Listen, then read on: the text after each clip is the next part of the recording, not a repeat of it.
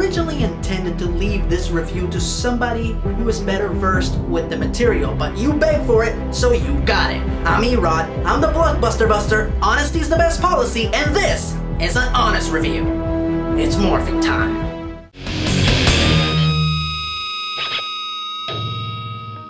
Greetings fanboys and fangirls, and welcome to the honest review that you so eagerly requested. I honestly didn't think that I was the man for the job, as I haven't been following Power Rangers for the last 20 odd years. But I did follow the show throughout the Mighty Morphin era, which is the era that is encompassed by this movie, so why the hell not? As usual, warning, there might be spoilers ahead, so watch this video at your own discretion. Now if you excuse me, I'm about to exposit a bit. The plot.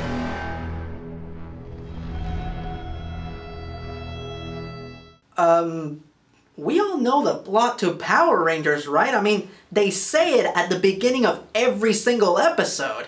Teenagers with attitude are recruited to be superheroes and fight off a space witch that wants to take over the Earth with giant monsters, which the Rangers have to fight off with giant robot dinosaurs. Wow. When you say that out loud, it sounds awesome! Anyway, what matters here is the differences between the movie and the show, which is the fact that they gave the characters far more backstory, something that the show was sorely lacking. Sometimes you would get tidbits here and there about the events that transpired before the show, but they were vague at best. Here, you get a more solid foundation to build stories, which is key when creating a new franchise. Cast and characters. Before we talk about the Rangers themselves, let's talk about the only two big names attached to this movie. Bryan Cranston as Zordon and Elizabeth Banks as Rita Repulsa. Now, nobody seems to question why Elizabeth Banks is in this movie. After all, she is well known for starring in lots of genre movies, and then on top of that, she's playing the main villain in a major franchise, and that gig ain't bad. How cute. The Rangers found their costumes in their dino cars. However, everyone seems to be scratching their heads at the prospect of renowned and acclaimed actor Bryan Cranston being in this silly movie. Well, as it turns out, way back in the early 90s, when he was working actor Bryan Cranston, one of the many odd jobs that he took on his way to fame was voicing some of the monsters in Power Rangers. Which means that Bryan Cranston still must have a working relationship with Hank Saban, the producer of Power Rangers. So it makes sense that now Saban could call in a favor to a friend that could now give back to the franchise that gave him a chance back when he couldn't even get arrested in Hollywood. So no, it's not that crazy that Bryan Cranston is in this movie.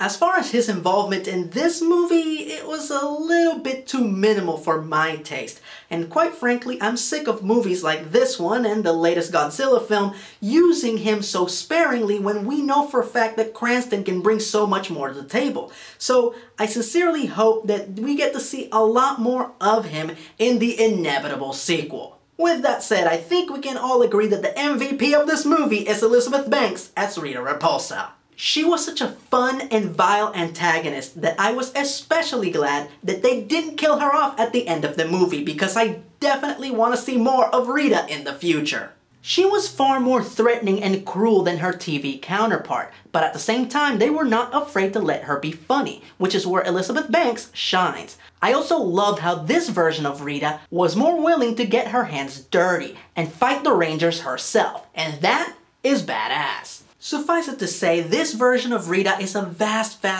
improvement to the original, and one of the elements in this movie that makes it worth checking out. No, please, you're hurting me. You're so strong. I'm just kidding. Alright, let's get to the cast members that matter the most, the Power Rangers. Now, while this movie's under heavy scrutiny for being silly, which is a sound argument that I will get back to in a minute, the one element that I will defend to the death is the characters. The characters in this movie are actually pretty damn good. As I stated before, the premise of the original series was built around the concept of Zordon recruiting a team of teenagers with attitude to save the world. But as much as I love the original Rangers, they had about as much attitude as a kitten playing with a ball of yarn.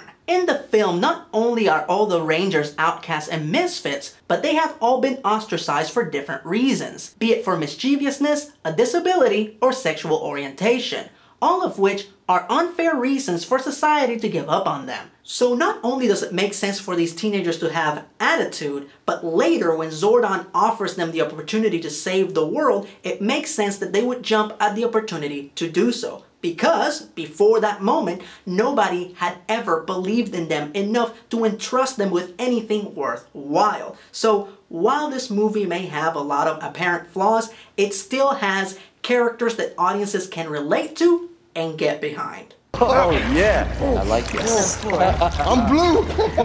It's not my favorite color, but it's cool. Oh, I'm black. What? I am. No, you're not. Action sequences. I think that going into this movie, we all knew that it was going to have lots and lots of CG, especially during the climax of the movie, as that seems to be the trend that plagues almost every blockbuster movie nowadays. But the element that did disappoint me quite a bit was actually the fight sequences. After all, this is one of the major things that Power Rangers is known for, the over-the-top stylized martial art fight scenes. And I think we can all agree that those scenes are usually pretty damn impressive, as they feature a lot of practical effects and really impressive fight choreography. In this movie, not only were the fight scenes brief, but they were saturated with CG. Now, I usually wouldn't complain about this, but when this is one of the elements that the franchise is known for, I expect better. Mighty Morphing Designs. One of the major points of contention between the hardcore fans stemmed from the redesigns of some of the characters and elements from the show. Some loved them, others hated them. There's no right or wrong answers here, so I'm just gonna briefly go through and give my personal opinion on each one. Feel free to draw whatever conclusion you want from my comments. The Power Rangers armor. I like them. They look more organic and textured, and they make the Rangers look more alien, which would believably make the citizens of Angel Grove question whether or not there are actual people inside. Moving on to Rita Repulsa. I like it. I appreciate how her bodysuit is made out of the remnants of the Green Ranger's armor, a detail that in itself tells a story. Plus, if she is a space witch, and she can make herself look like whatever she wants, it makes perfect sense that she would make herself look like a beautiful young woman. Alpha 5. He just looks creepy to me, man. It's just the bug eyes and the long limbs and the pot belly, just ugh. The Zords. I really like them. They are what they're supposed to be. Attack vehicles that are shaped like dinosaurs.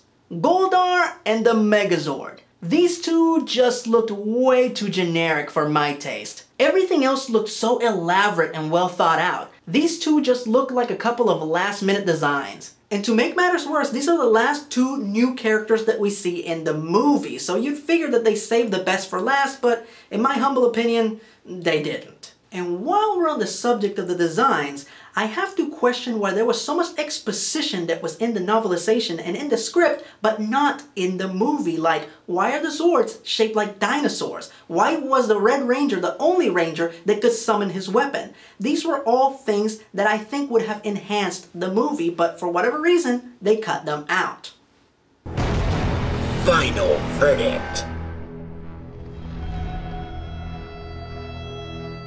Now, before I close this out, I think it is very important that I mention that I called it! Jason David Frank had a cameo in the movie! Oh, for those of you who don't know, before the movie came out, I posted a video on one of my YouTube channels in which I said that Jason David Frank should get a cameo in this movie, and he did! So I got the bragging rights, and bragging rights are the best kind of rights. Sorry. Also, it's good to see Amy Jo Johnson in the movie as well. Yeah, love me some Amy Jo. Anywho, as I stated before, critics have scrutinized this movie a lot because it's silly and stylized, to which I say, it's the Power Rangers movie! What else did you expect? To me, that's like complaining about the A-Team movie. It's just like the show, but with a bigger budget. Some have even accused this movie of being a little too mature for kids. Yes, the movie about robot dinosaurs from space is being accused of being too mature. To that I say that kids nowadays are just more sophisticated than they used to be back in the early 90s. Hell, there were 10-year-olds sneaking in to see Deadpool for Pete's sake. You have to balance out the fantasy with some form of reality, and teenagers with real problems who express themselves in the same harsh way as teenagers from the real world makes this very silly franchise a lot easier to relate to. I give it an 8. It's not perfect, but it ain't bad. It does pay tribute to the source material, all the while evolving for a modern era. So if they do produce a sequel, I'll give it a watch. Until next time, I'm ERod, and I'm the Blockbuster Buster.